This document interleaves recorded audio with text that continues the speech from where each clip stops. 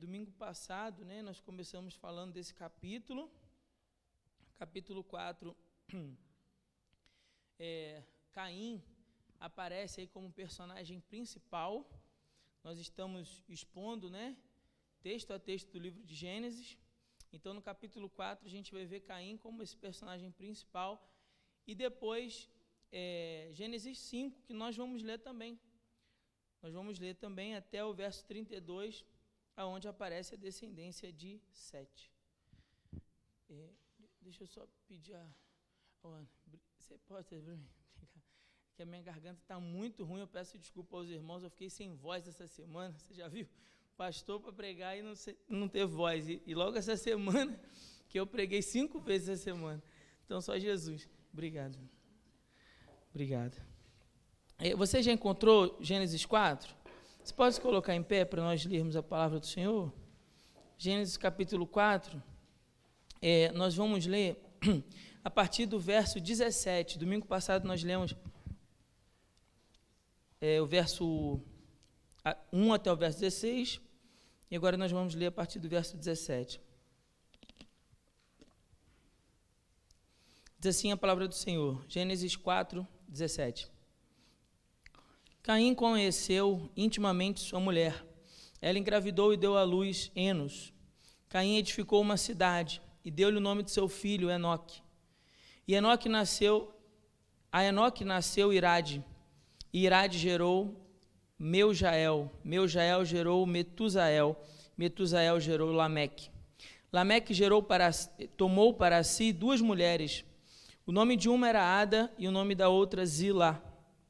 E Ada deu à luz Jabal. Este foi o pai dos que habitam em tendas e possuem gado. O nome de seu irmão era Jubal. Este foi o pai de todos os que tocam harpa e flauta. Zilá também teve um filho, Tubal-Caim, fabricante de todo instrumento cortante de cobre e de ferro. E a irmã de Tubal-Caim foi Naamá. Então Lameque disse às suas mulheres, Ada e Zilá, dai ouvidos à minha voz, escutai, mulheres de Lameque, as minhas palavras, pois matei um homem por me ferir e um rapaz por me pisar. Se Caim há de ser vingado 7 vezes, com certeza Lameque será 77 vezes. Tornou Adão a conhecer intimamente sua mulher, e ela deu à luz um filho, a quem pôs o nome de Sete. E ela disse, Deus me deu outro filho, em lugar de Abel, já que Caim o matou. A Sete também nasceu um filho, a quem pôs o nome de Enos. Foi nesse tempo em que os homens começaram a invocar o nome do Senhor. Capítulo 5, verso 1. E este é o livro das gerações de Adão. No dia em que Deus criou o homem, ele o fez à semelhança de Deus. Criou o homem e a mulher e os abençoou e os chamou pelo nome de homem no dia em que foram criados. Adão viveu 130 anos e gerou um filho à sua semelhança, conforme sua imagem, e pôs-lhe o nome de Sete. E depois que gerou Sete, os dias de Adão foram 800 anos e gerou filhos e filhas. Todos os dias que Adão viveu foram 930 anos e morreu. Sete viveu 130 anos e gerou Enos. Depois que gerou Enos, Sete viveu 807 anos e gerou filhos e filhas. Todos os dias de Sete foram 912 anos e morreu. Enos viveu 90 anos e gerou Quenã. Depois que gerou Quenã, Enos viveu 815 anos e gerou filhos e filhas. E todos os dias de Enos foram 905 anos e morreu. Quenã viveu 70 anos e gerou Maalalel. Depois que gerou Maalalel, Quenã viveu 840 anos e gerou filhos e filhas. Todos os dias de Quenã foram 910 anos e morreu. Maalalel viveu 65 anos e gerou Jared. Depois que gerou Jared, Maalalel viveu 830 anos e gerou filhos e filhas. Todos os dias de Maalalel foram 895 anos e morreu. Jared viveu 172 anos e gerou Enoque. Depois que gerou Enoque, Jared viveu 800 anos e gerou filhos e filhas. Todos os dias de Jared foram 972 anos e morreu. Enoque viveu 65 anos e gerou Matusalém. Depois que gerou Matusalém, Enoque, que andou com Deus durante 300 anos e gerou filhos e filhas, todos os dias de Enoque foram 365 anos.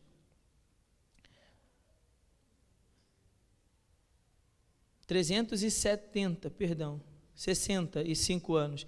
Verso 24. Enoque andou com Deus até que não foi mais visto, porque Deus o havia tomado. Matusalém viveu 187 anos e gerou Lameque. Depois que gerou Lameque, Matusalém viveu 782 anos e gerou filhos e filhas. E todos os dias de Matusalém foram 969 anos e morreu. Lameque viveu 182 anos e gerou um filho, a quem chamou Noé, dizendo: Este nos consolará de nossas obras e do trabalho das nossas mãos, que provém da terra, que o Senhor amaldiçoou. Depois que gerou Noé, Lameque viveu 595 anos e gerou filhos e filhas. Todos os dias de Lameque foram 777 anos e morreu. E Noé tinha 500 anos quando havia gerado Sem, Cã e Jafé. Amém? Os irmãos podem se assentar, mantenha sua Bíblia aberta, por favor.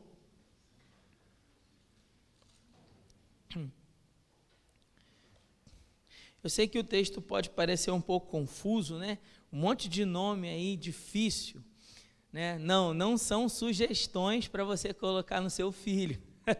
Não se trata de sugestões para você colocar embora algumas traduções desses nomes são muito bonitas, tá, irmãos? Então, valeria a pena, né, você chamar o seu filho, por exemplo, de Enoque, né, que significa consagrado. Mas talvez você não agrade tanto assim de colocar o nome do seu filho como esse. Mas a gente vai explicar, e à medida em que a gente for desenvolvendo na estrutura do texto, vai ficar mais claro para a gente entender. Bom, no capítulo 4, volte, por favor, aí na sua Bíblia para você ir acompanhando. O que nós vimos do 17 até o verso 24, nós estamos vendo, do 17 até o 24, a genealogia de Caim, os filhos de Caim, e os filhos dos filhos, e seus netos e seus bisnetos, e aquilo em que a raça humana passou a se tornar, e nós estamos vendo uma escalada da maldade humana. À medida em que nós fomos lendo os filhos de Caim, nós também fomos lendo as suas atividades, o que eles passaram a desenvolver, tá certo? E toda a habilidade que eles desenvolveram. Então, é uma geração cuja ciência e o domínio do mandato cultural, a gente falou um pouco disso aqui já. O que é o mandato cultural? É esse exercício do homem de dominar a natureza e as ciências. Então, nessa geração aqui dos filhos de Caim, nós estamos vendo que a graça comum, a graça de Deus manifesta a todos os homens, permitiu que os filhos de Caim, mesmo no meio da sua desobediência a Deus, mesmo no meio do pecado, conseguissem desenvolver ciência e tecnologia. Então, veja, esses nomes que nós lemos criaram cidades, criaram animais, desenvolveram trabalho com instrumentos cortantes, desenvolveram a música. Então, olha quantas ciências a gente vê aqui. Isso por quê? Pela graça comum de Deus, Deus permitindo a esses homens, ainda assim, o exercício desse mandato cultural, desse domínio sobre a ciência e sobre a natureza. Porém, um outro detalhe que a gente vê nessa geração de Caim é que a maldade também vai crescendo. Então, Caim matou seu irmão, Abel. Depois a gente vê os homens se degladiando entre si, construindo essas cidades a despeito de Deus, né? Independente de buscarem a Deus.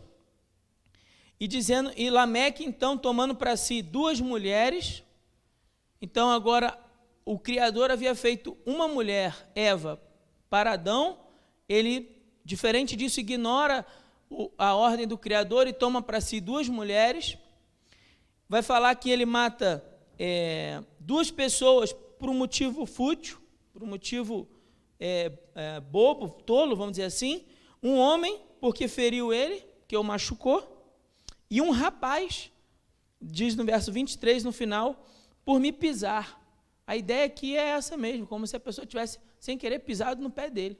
E aí ele foi lá e mata o rapaz. O que o autor está mostrando para nós? À medida em que a genealogia, os filhos de Caim foram crescendo sobre a terra, a maldade também evoluiu sobre a terra. Ok? Estamos juntos? Amém? Agora, em contrapartida, a ciência e a tecnologia também cresceram na terra, fruto da graça comum de Deus. Então, o retrato, o cenário que ele descreve nesses versos aqui para a gente, do 17 até o 24, é importante a gente perceber isso, que é um retrato muito parecido com o que a gente vê no desenvolvimento do homem, das suas tecnologias, porém, a despeito de Deus. Porque em momento nenhum foi dito nada sobre Deus aqui. Você percebeu isso quando a gente estava lendo? Do 17 até o 24, não se fala nada sobre Deus. Para dizer o quê? Que as gerações de Caim, elas ignoraram completamente a busca pelo Senhor, a busca por Deus. Aí, antes, aqui a gente vai ver, antes do dilúvio, no capítulo 6, nós vamos ver já desde o final do capítulo 4, a partir do 25, quando diz assim, e Adão, tornou Adão a conhecer intimamente sua mulher, e deu à luz um filho, a quem pôs o nome de Sete. E ela disse, Deus me deu outro filho, em lugar de Abel, que Caim o matou. Isso é importante a gente perceber, porque eu disse para os irmãos que essa luta entre Caim e Abel, quem escreveu isso aqui foi Moisés. Moisés está ensinando para os filhos de Israel sobre o conflito entre os descendentes da desobediência, os filhos da serpente, e os filhos da obediência, representados na figura de Abel. Então a gente tem os filhos da serpente, os descendentes da serpente e os descendentes da mulher. Aqui, o autor está dizendo que nasce Sete no lugar de Abel, entre os filhos de quem? Da obediência. Deu para perceber? Então ele está dizendo para a gente, Sete vai substituir Abel como o filho da mulher. Para quem não estava aqui, calma que eu vou explicar um detalhe que a gente explicou domingo passado e vai ficar mais claro para você entender. Mas acompanha comigo. O fato é que a partir de agora, a gente começou a ler, nós já fizemos essa primeira leitura, aonde daqui até o final do capítulo 5, nós estamos vendo o quê? A descendência de Sete. Então, de Adão, Sete, de Sete Enos, e assim segue. Todos os nomes, certo? Olha só, quando a gente está estudando a Bíblia, a gente precisa entender que no original não existe capítulo e versículo. Não existe capítulo 4 e capítulo 5. É uma coisa só. É uma história contínua, um livro contínuo. Então, se o autor colocou uma genealogia, logo em seguida, ele deu para nós uma mudança aqui. Ele disse para nós, olha, Adão conheceu de novo sua mulher e nasceu Sete em lugar de Abel. Ele deu para nós uma transição. E ele vai dizer, a Sete também nasceu um filho, Enos. Então, pela primeira vez agora, Adão e Eva se orgulharam de serem avós. Porque dos filhos de Caim era de mal a pior. Mas agora Sete, no lugar de Abel, nasce também Enos. Então, eles agora são avós ali com orgulho. E aí, olha o final do verso 26, olha o detalhe que diz aí para nós. Foi nesse tempo que os homens começaram a invocar o nome do Senhor. Aqui é a diferença que faz toda a diferença. Porque nesse momento do texto, ele está dizendo para nós, a partir de agora, começa uma geração aonde se invoca o nome do Senhor. Enquanto na descendência de Caim, os homens até cresceram do ponto de vista tecnológico, de conhecimento, material, mas também cresceu a maldade na raça humana. Em Sete, esses homens vão passar a invocar o nome do Senhor e a buscar o nome do Senhor. Então, essa é a principal diferença que ele vai colocar para nós. Porque, veja, o que ele está ensinando para a gente? Entre o conflito do descendente da serpente, os descendentes da serpente, os filhos da desobediência, os que ignoram o nome do Senhor e os filhos da obediência, a descendência da mulher. Outro detalhe que a gente falou aqui no domingo passado, que eu queria também resgatar para a gente poder aplicar esse texto melhor, né, para a nossa vida, é que quando ele coloca para nós essa descendência que vai começar a partir de Sete, em paralelo com essa descendência de Caim, ele está mostrando para nós que essa descendência que vai a partir de Sete é uma descendência que está vivendo, confiando na promessa de que viria aquele filho que seria o resgatador. Pastor, eu não estava aqui domingo passado, não estou entendendo nada do que você está falando. Vou te explicar. Em Gênesis 3, verso 15, se você quiser ir ler na sua Bíblia, nós lemos que quando Deus confronta a mulher, confronta o homem e a mulher por conta do pecado, quando Deus trata do pecado, olha o verso 15, o que ele diz. Deus fala assim para a mulher: porém inimizade entre ti e a mulher. Aliás, perdão, Deus está falando para a serpente, perdão. Porém inimizade entre ti e a mulher, entre a tua descendência, descendência da serpente, e a descendência dela, da mulher. Esta te ferirá a cabeça. O descendente da mulher vai esmagar a cabeça da serpente. E tu, a serpente, lhe ferirá o calcanhar. O verso 15, ele é extremamente importante para nós, porque aqui é a primeira vez que o evangelho aparece na Bíblia. A promessa de um resgatador, de que a mulher teria um filho e que esse filho seria aquele que esmagaria a cabeça da serpente, que eliminaria o poder do pecado sobre eles. E a descendência da serpente, ou melhor, a serpente em si, feriria o calcanhar. Aqui retrata a dor e o sofrimento de Jesus na cruz. É isso que quer dizer quando fala ferirá o calcanhar. Ela vai lhe ferir, mas o descendente da mulher vai lhe esmagar a cabeça.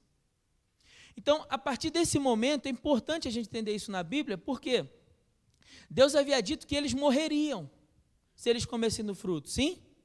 Amém? Estamos juntos? Diz que eles morreriam. Só que agora Deus acabou de dizer para ela que ela vai ter um filho. Você vai morrer, mas você vai engravidar. O que isso quer dizer? Bom, então eu não vou morrer agora. Simples assim. Eu não vou morrer agora, não será imediatamente. Mas primeiro ela vai engravidar. Só que a promessa desse filho, irmãos, ela é extremamente importante para você não achar que você leu o capítulo 4 e 5 e perdeu seu tempo lendo uma opção de genealogia. Por quê? Porque o tempo todo o autor está mostrando para nós, tentando achar a semente. Ele está em busca do descendente. Quando ele vai dizendo assim, fulano gerou ciclano, ciclano gerou beltrano, beltrano gerou quem? Quem gerou não sei quem. O que ele está fazendo? Ele está tentando achar aonde vai nascer o que Deus falou para a serpente no versículo 15. Aonde vai nascer o descendente dela, da mulher, que lhe ferirá a cabeça, que esmagará a cabeça de Satanás e o poder do pecado. Então é isso que ele está em busca. Quando vai nascer? Quando nós estamos lendo aqui no verso 25 do capítulo 4, quando diz que Adão tomou a sua mulher na intimidade e ela deu à luz um filho, a quem eles puseram o nome de Sete, aí ela, a mulher diz assim: Deus me deu outro filho no lugar de Abel, que Caim o matou. O que ela está dizendo? Que ela tem esperança de que esse agora seja semente prometida. Ela tem esperança de que vai nascer aquele que vai redimi-los do seu erro, do seu pecado. Porque vale lembrar aos irmãos que agora, a partir desse momento, a terra foi amaldiçoada e o homem não apenas trabalha, como ele se fadiga exaustivamente desse trabalho. Então eles estão na esperança de que nasça aquele que vai vir para redimi-los, para dar descanso. Deixa eu fazer uma pergunta para ver se vocês estão prestando atenção e ver se vocês estão bons de Bíblia. Quando foi, em que dia da semana da criação foi, que Adão e Eva comeram do fruto? Qual foi o dia? Qual foi o dia da criação que Adão e Eva comeram do fruto? Qual foi o dia que eles desobedeceram?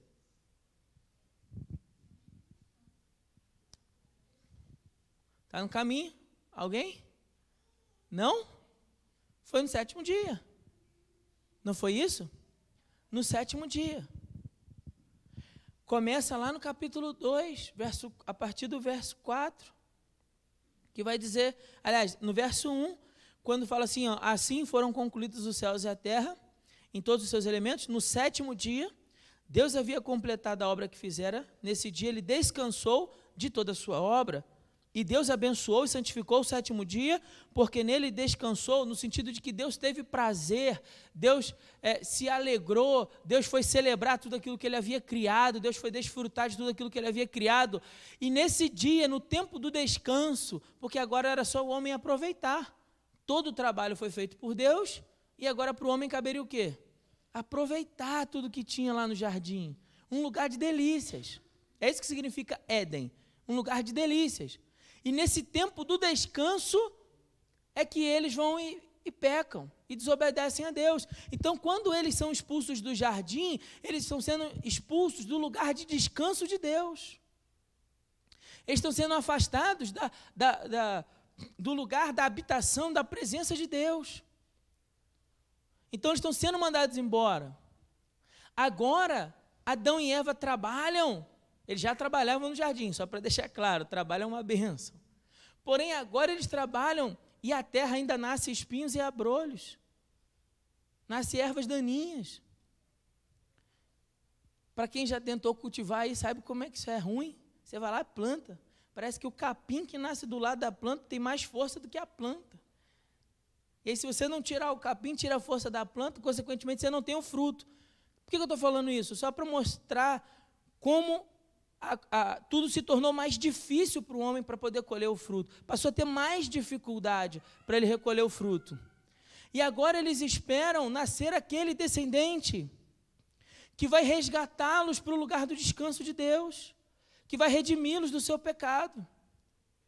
Então, esse momento do final do capítulo 4, ele é muito importante, porque depois que ele descreveu toda a maldade, a multiplicação dessa maldade, ele vai dizer, olha, mas a partir de 7 há esperança para nós.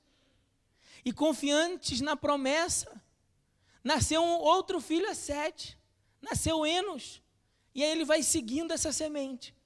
Ele vai seguindo a semente. Bom, nós já conhecemos o final do livro. Temos essa vantagem. Nós sabemos que a semente prometida não veio entre eles, mas do meio deles nasceu Jesus. A quem essa promessa se cumpriu? Nós sabemos disso. Mas eles estão ali, confiando na promessa de que vai nascer. E andando dia após dia, vencendo dia após dia, confiando de que a promessa vai acontecer, que Deus vai cumprir sua palavra. Então, por isso a importância do autor de colocar para nós esse paralelo entre as duas gerações e o comportamento dessas duas gerações, em que uma geração desagrada a Deus e é rebelde e busca meios de ser autossuficiente e ignora Deus, enquanto outra geração se submete ao Senhor e continua caminhando sobre a terra confiante na promessa do Senhor. Confiantes, de que Deus os resgataria da dureza enfrentado pela condição do pecado. Bom, tudo isso eu coloquei como introdução para que a gente agora possa pegar do texto algumas lições para nós. Mas antes, a gente precisa dizer só mais uma coisa. Para quem Moisés escreveu esse texto? Para o povo de Israel. E o povo de Israel está prestes a entrar em Canaã. Eles vão ter que lutar. Tem um povo que vive lá em Canaã, que são os descendentes de Caim. Então, a nação de Israel, os descendentes de Sete, entrarão em luta com os descendentes de Caim. E aqui Moisés tenta fazer com que eles percebam que a promessa vem deles, que eles são o povo que invoca o nome do Senhor, que os descendentes de Caim são aqueles que abandonaram o Senhor, que deram as costas para Deus, e que eles precisam se manter resolutos na promessa de que Deus ainda irá trazer o descanso. Por isso que para aquele bando de escravos, digamos assim, entre aspas, aí, com muito respeito, é tão importante a promessa da entrada em Canaã, porque Canaã significa o quê? Vamos entrar no descanso. Agora a gente vai conseguir entrar no descanso prometido do Senhor.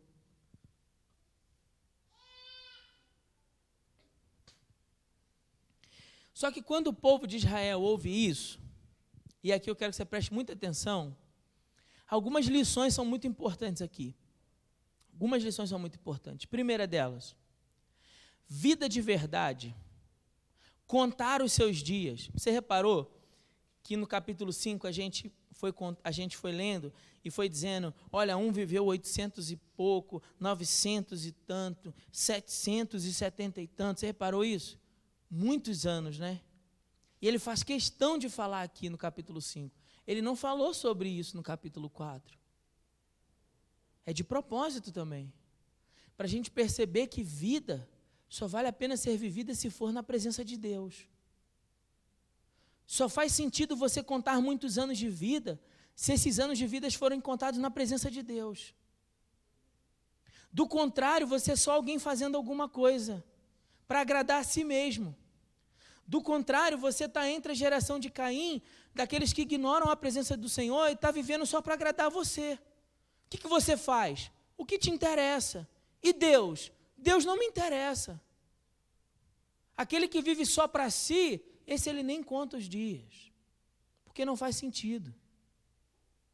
Agora, para aqueles que viveram buscando ao Senhor, confiantes na promessa, se consagrando ao Senhor, mesmo quando o mundo estava multiplicando a maldade, para esses ele conta os dias. É como se ele dissesse assim, vale a pena viver na presença do Senhor. Vida de verdade tem quem conta os seus dias na presença do Senhor. Outro ponto importante aqui para a gente também perceber é que na geração de Caim há um desejo pela violência. Você percebe? Lameque fala assim, olha, se Caim foi vingado 7 vezes, Lameque será vingado 70 vezes 7. É um sentimento de que de violência, de justiça própria, de contra-atacar aquele que me faz mal. Enquanto nós aprendemos no descendente de Sete, Jesus, que se eu e teu irmão te ofender, perdoa ele quantas vezes? 70 vezes 7. Você acha que Jesus falou 70 vezes 7 à toa? Foi de propósito. Ele está fazendo referência a esse texto.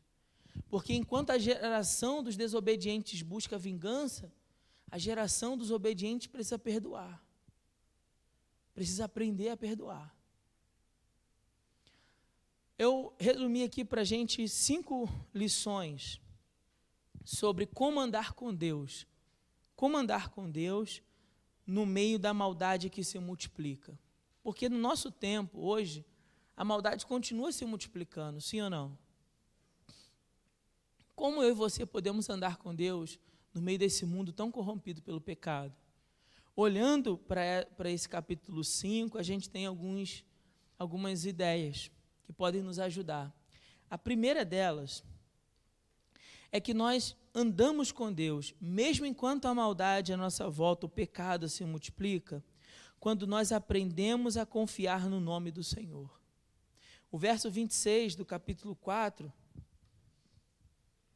diz assim no final, foi nesse tempo em que os homens começaram a invocar o nome do Senhor. O primeiro elemento que ele aponta como diferença para essa geração de Sete é que era uma geração que buscava a Deus. Estar entre a geração daqueles que buscam a Deus. Porque o mundo à nossa volta se tornou como a geração de Caim, aonde o pecado se multiplica, a ciência evolui, a tecnologia evolui, mas os homens não querem saber de Deus. Percebe? Que isso é muito próximo de nós.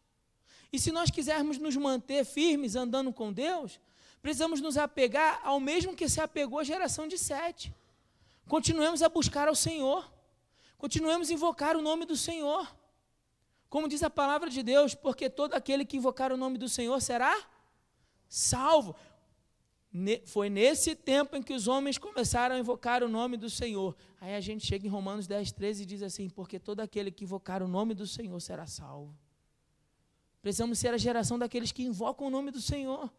Embora o mundo seja consumido pelo pecado diariamente, embora a maldade se multiplique diariamente, constantemente à nossa volta, precisamos ser aqueles que irão invocar o nome do Senhor. Aquela geração que irá se manter pura diante do Senhor. Porque, note, Deus aqui está preservando um povo para si. E isso é muito importante, irmão. Porque na teologia bíblica, a nação de Israel representa a igreja. A igreja nesse tempo. Nós somos o povo que Deus está mantendo para si. Que Deus está separando para si. Israel no Velho Testamento representa a igreja no Novo Testamento. Os filhos e filhas de Deus. Assim como Deus separou um povo para si no passado, para que esse povo fosse consagrado para as boas obras, nós vamos ler o Novo Testamento e as palavras de Deus serão ditas a respeito da igreja, de que Deus está na igreja, em Jesus, separando um povo que seja consagrado para as boas obras. E esse povo somos eu e você. Como diz João, capítulo 1, versículo 11, todos aqueles que o receberam, a saber, Jesus, deu-lhes o direito de serem feitos o quê? Filhos de Deus. Então você é um filho de Deus. Você faz parte desse povo, amém? Eu falei um negócio aqui que vocês não responderam, que eu até fiquei com medo agora. Mas você é esse povo. Precisamos enxergar isso. Nós somos o povo separado de Deus no meio do mundo onde o pecado se multiplica. Deus tem separado e reservado um povo para si. Assim como ele separou a nação de Israel. Então, Moisés está ensinando para o povo de Israel da onde eles vêm. Quem são eles? Vocês são filhos da geração de Sete, de uma geração que invocava o nome do Senhor. E nós, igreja, somos o povo que invoca o nome do Senhor. Se quisermos andar com Deus no meio de todo o pecado que se multiplica à nossa volta, precisamos aprender com eles a invocar o nome do Senhor. Em contraste com a geração de Caim, que confia em si mesmo. Em contraste com a geração desse tempo, que confia em si mesmo. Segundo, se nós quisermos andar com Deus no meio de todo esse pecado que se multiplica, precisamos viver confiando na promessa de Deus. Pastor, de onde você tira isso? Olha, todo o texto nos aponta nessa direção, mas tem um momento do texto que é chave para a gente enxergar isso, que é quando nasce Noé. Olha só, volta comigo, se você não tinha reparado, volta comigo no verso 28,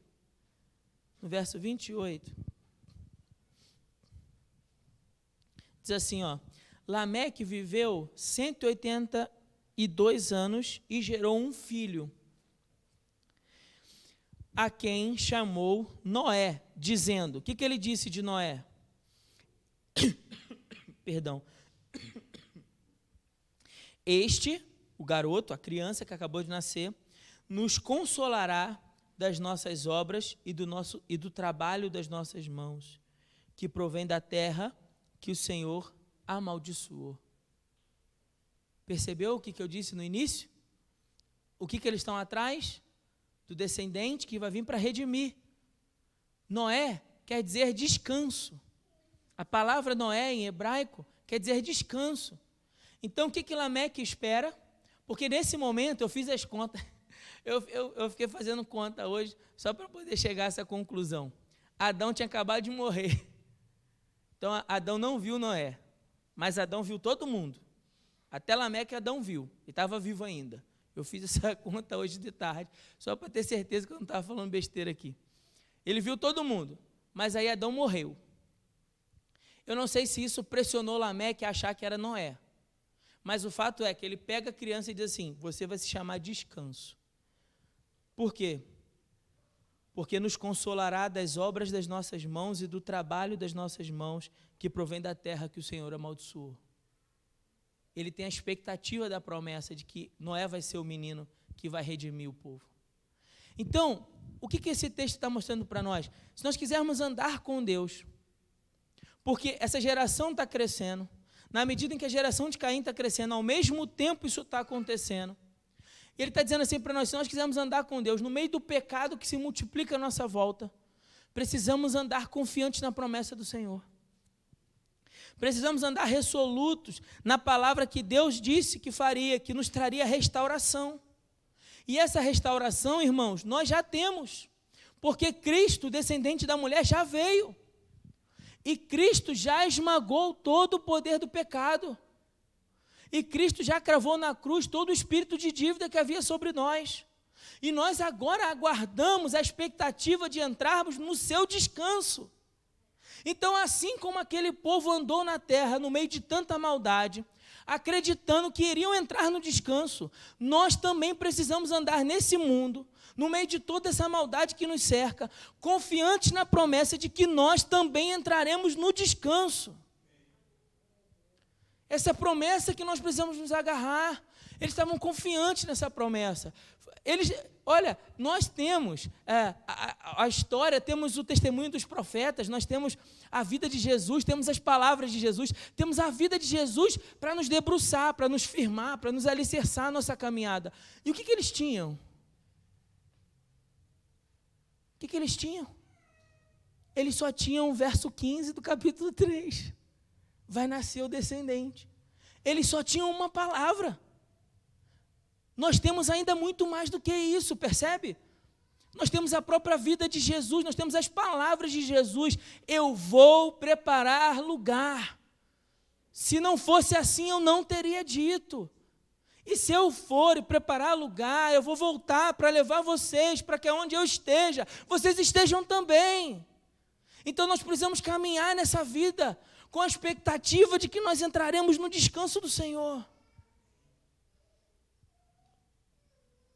Terceiro, se nós quisermos andar com Deus, enquanto a maldade se multiplica, precisamos perseverar e multiplicar sobre a terra.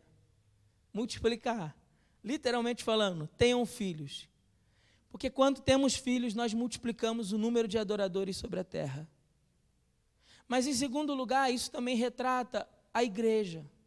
Porque quando a igreja conduz um pecador a Cristo, nasce um filho. Nasce um filho espiritual, uma filha espiritual. Então, dessa maneira, a igreja caminha sobre a terra, se multiplicando, gerando filhos e filhas, na expectativa, o quê? De que o nosso Redentor volte. Então, eles confiando na promessa, foram fazendo o quê? Retendo os filhos? Não. Eu não tenho muito tempo. Vou me arriscar a fazer um negócio aqui.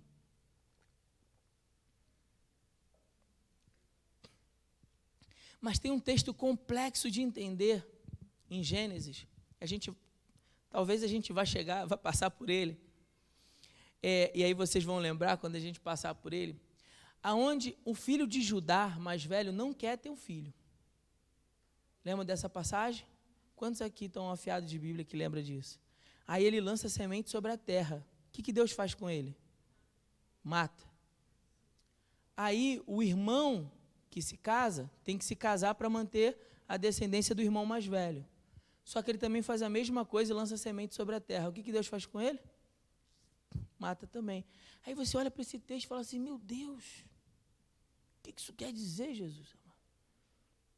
Será que ele está matando porque o homem não... O que ele quer dizer com isso? Porque você vai lembrar que quando Jacó abençoou seus filhos, o que ele disse sobre Judá? O cetro jamais se apartará da sua família, até que venha aquele que governará sobre Israel. Então, se o garoto não tiver filho, o que acontece? a promessa é interrompida. Deus mata ele. Aí o outro filho vem, tenta fazer a mesma coisa. Deus mata ele. Porque Deus zela pela sua palavra para cumprir. É a lição daquele texto. Deus zela pela sua palavra para cumprir. É isso que Deus estava tentando ensinar para o povo de Israel. Então, se Deus zela pela sua palavra para cumprir, nós precisamos confiar nas promessas do Senhor e na palavra do Senhor. E aí, nesse sentido, cabe entender esse texto literalmente como multiplicar sobre a terra as famílias do povo de Deus, como também a igreja em busca dos filhos espirituais, trazendo-os a Cristo pela pregação do Evangelho. Já estou terminando. Se você puder me aguentar aí só mais um pouquinho. Quarta lição. Quando é que nós andamos com Deus no meio da maldade que se multiplica? Quando nós nos consagramos a Deus. Consagrar significa separar, dedicar aquilo. Então, consagrado a Deus, foi separado para Deus, foi dedicado para o serviço do Senhor.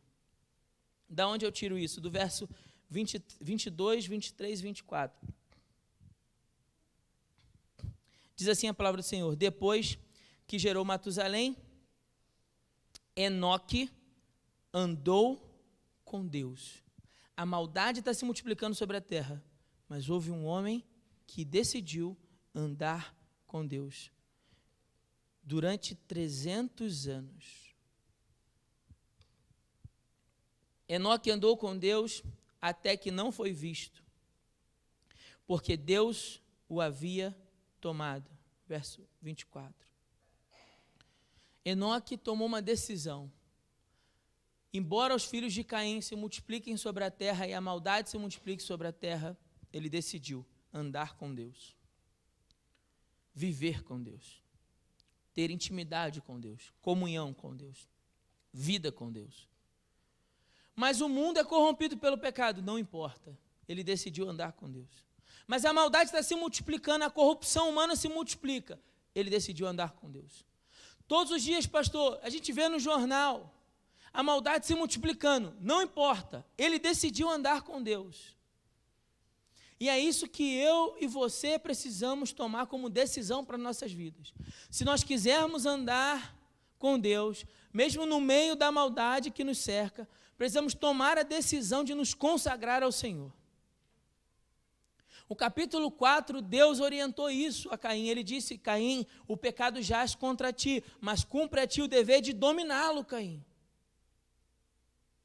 Infelizmente, Caim não dominou, se deixou levar pelo pecado. Mas Enoque não.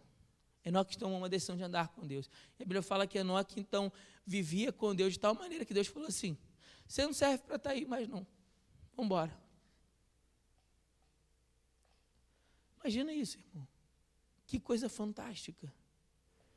Que coisa sobrenatural pensar nisso. Pensar que Deus desejava tanto Enoque que nem esperou a sua morte. Falou assim: ó, vem para perto de mim que eu não vou esperar você morrer não, vem.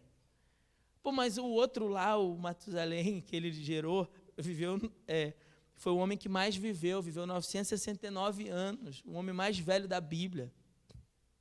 Então Enoque podia ter passado ele, mas não, ó, vem porque você foi consagrado ao Senhor. A palavra Enoque quer dizer isso, consagrado. Acho que ele levou a sério, né? Quando recebeu o nome, falou assim: de fato, serei consagrado ao Senhor, e dedicou sua vida a isso. Então, andar com Deus é uma decisão também. Andar com Deus é uma decisão. No meio da corrupção, não importa para nós. É uma decisão que a gente precisa tomar. E por último, se nós quisermos andar com Deus no meio de toda a maldade que se multiplica, nós precisamos confiar no consolo de Deus. Verso 28 e verso 29 vai dizer que Lameque viveu 182 anos e gerou um filho, a quem chamou Noé.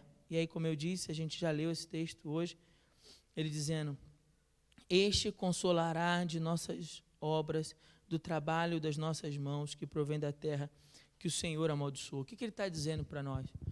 O autor está dizendo que aqueles homens, eles viveram confiando de que Deus traria o consolo, aguardando o descanso, a redenção final. E essa esperança os movia, assim como essa esperança moveu Lameque para colocar esse nome descanso no menino, que estava agora nos seus braços, é essa mesma esperança que precisa nos mover, irmãos. Do contrário, nós nos vamos nos perder. Então, eu vou recapitular para você. Andamos com Deus quando invocamos o nome do Senhor, quando confiamos nas suas promessas, quando multiplicamos sobre a terra o número dos filhos de Deus através da propagação do Evangelho, quando nós nos consagramos a Deus e quando nós confiamos no consolo, na esperança, na expectativa da volta do Filho de Deus, quando nós entraremos no seu descanso. Essa é a tarefa da igreja, anunciar essa esperança. A esperança de que um dia o povo de Deus, essa nação separada pelo Senhor para as boas obras, desde antes da fundação do mundo, um dia entrará no descanso do seu Senhor.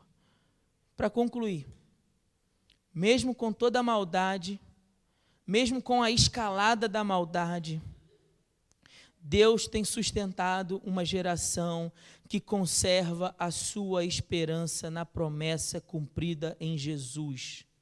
Deus tem sustentado um povo para si, separado para si, reservado para si. E esse povo se mantém perseverante, confiando de que um dia entrará no descanso do seu Senhor.